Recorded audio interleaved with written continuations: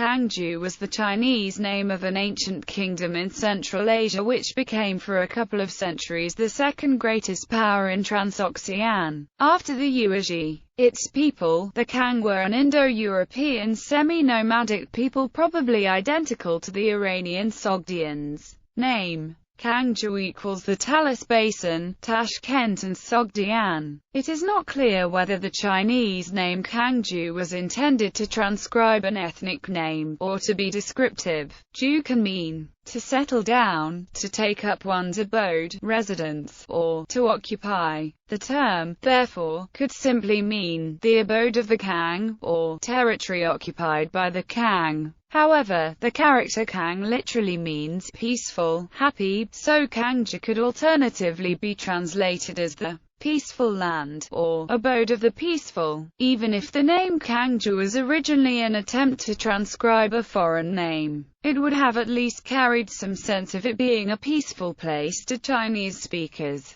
and the name Kang would have had overtones of a peaceful people. Kangju was referred to as the state of Kang during the Sui and Tang dynasties, though by that time the area was ruled by the Goktor Khaganate. History. According to 2nd century BC Chinese sources, Kangju lay north of the Dayan and west of the Wusun, bordering the Yuezhi in the south. Their territory covered the region of the Fergana Valley and the area between the Amudaya and Siadaya rivers, with the core territory along the middle Siadaya. Since historians of Alexander the Great do not mention the existence of any political power in the area except the Khwarezmians, the Kangju must have appeared a little later. It is likely that the state of the Kangju emerged during the Great Upheaval in Central Asia following the withdrawal of the Yuezhi from Gansuan, then the Ili Valley after their defeat by the Xiongnu and Wusun respectively. Chinese sources state that the Kangju were tributaries of the Yuezhi in the south and the Xiongnu in the east. Kangju was mentioned by the Chinese traveler and diplomat Zhang Qian, who visited the area c. 128 BCE, whose travels are documented in chapter 123 of the Shija. Kangju is situated some 2,000 li (832 kilometers) northwest of Dayan. Its people are nomads and resemble the Yuezhi in their customs.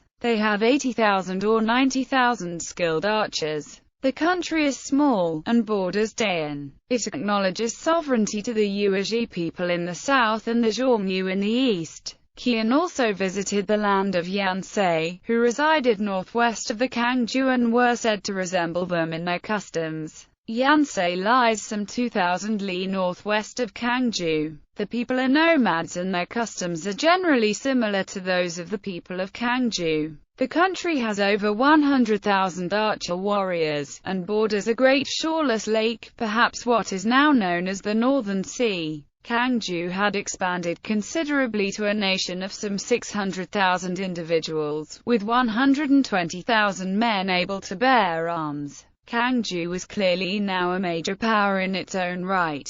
By this time it had gained control of Dayan and Sogdiana, in which it controlled 5 lesser kings. In 101 BCE, the Kangju allied themselves with the Dayan, helping them preserve their independence against the Han. The account on the western regions in the Han Dynasty Chinese Chronicle, the Huanshu 88, based on a report to the Chinese Emperor c. 125 CE, mentions that, at that time, Liyi equals Sogdiana, and both the old Yansei and Yan, a country to Yansei's north, as well as the strategic city of northern Wuyi, were all dependent on Kangju. Zadny Pravsky suggests that the Kangju subjection of Yansei occurred in the 1st century BC. Yansei is identified with the A or C of Roman records. Scholars have connected name Alan Liao to Alans. The Yan people of the Urals paid tribute to the Kangju in furs.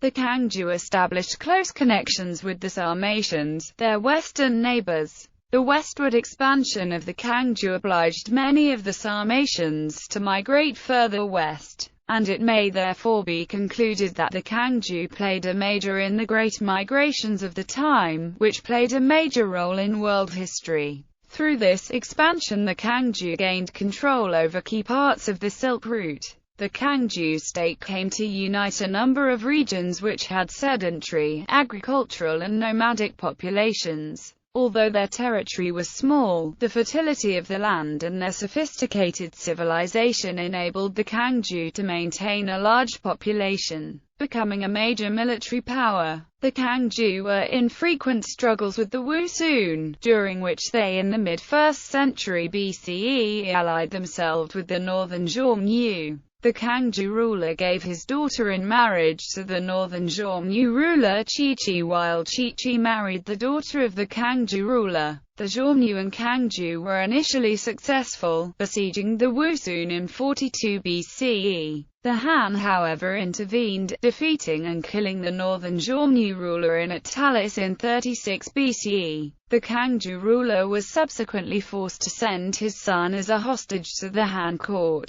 Nevertheless, the Kangju continued to send embassies to the Han court and pursued an independent policy, which they were able to maintain until the 3rd century AD. Evidence of Kangju independence can be seen in the coinage issued in the 2nd and 3rd centuries AD, during which they issued their own currency which was similar to that of Khwarezm. The biography of the Chinese general Ban Chao in the Huhan Shu says in 94 CE that the Yuezhi were arranging a marriage of their king with a Kangju princess. The Chinese then sent considerable presents of silks to the Yuezhi, successfully gaining their help in pressuring the Kangju to stop supporting the king of Kashgar against them. The 3rd century Vailure states that Kangju was among a number of countries that had existed previously and neither grown nor shrunk, but by then the kingdoms of Lu, Yan and Yansei, Alan were no longer vassals of Kangju. The Kangju subsequently declined. Around 270 AD they were subdued by the Xionites.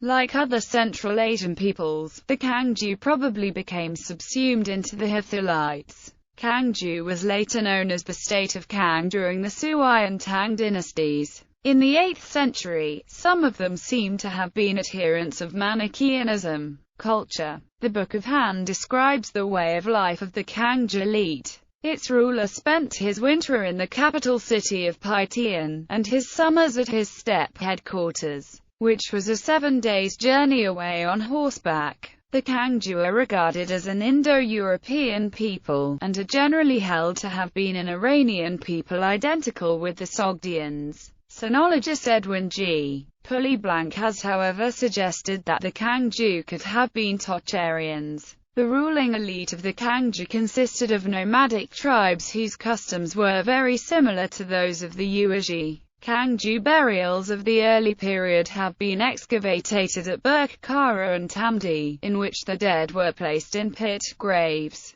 often covered with logs, under kurgan mounds. These graves often contain handmade pots, iron swords, arrowheads and jewelry. The burials show that the traditional culture of the Kangju resembled characteristics of the Saka. From the beginning of the Christian era, catacomb graves became widespread. This is seen from the burials of the Kaunchi and Dzun cultures of the 1st to the 4th centuries AD, which are generally accepted as having belonged to the Kangju. The Kangju regarded the ram as a noble animal. References from written sources and archaeological finds show that the Kangju reached a considerable level of agricultural sophistication. Much of the population consisted of a sedentary farming population. Wide canals from the Kangju period have been discovered, with the land area under irrigation of the Amudaya and Siadaya being 4 times greater than today. The irrigation systems of Central Asia reached their highest levels of development under the Kangju Kushans and was in fact superior to those fully developed in the Middle Ages.